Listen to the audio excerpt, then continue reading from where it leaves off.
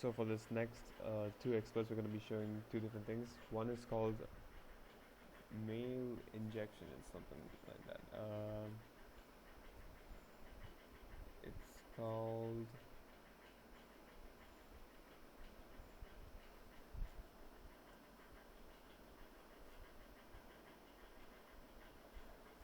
SMTP injection.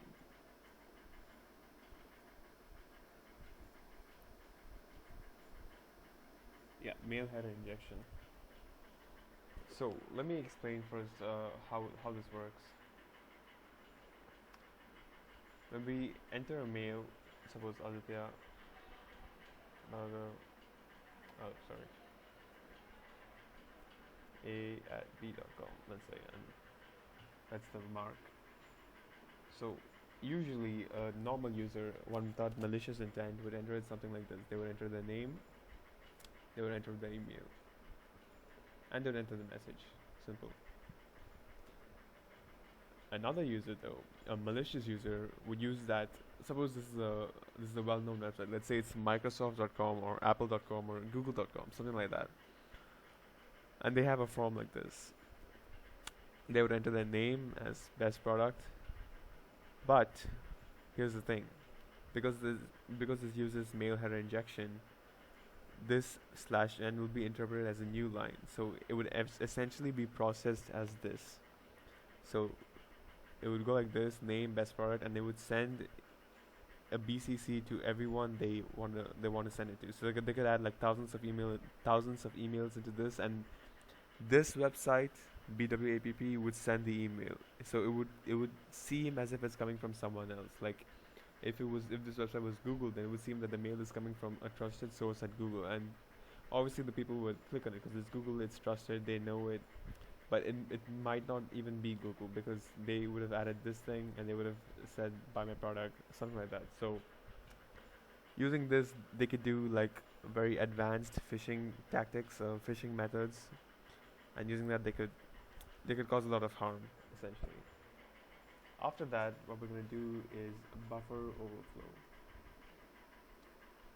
So a small background: buffer overflow has been um, a bug, a vulnerability, let's say, since the ancient days, since the beginning of computers. It's always been there, and it seems very unlikely that it will ever go away. Essentially, what a buffer does is, suppose you declare an array of size 10, something like that. If you add more than what the array is capable of, then it skips and it goes and it says something like stack out of bounds or stack overflow, buffer overflow. It says something like that.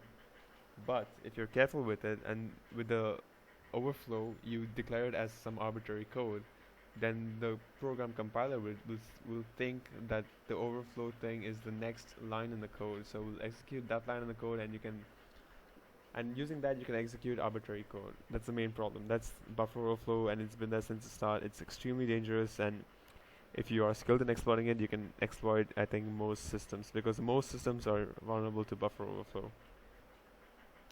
It can't be removed. It's been there since the start, and it seems very likely that it will be there again, like forever, in perpetuity.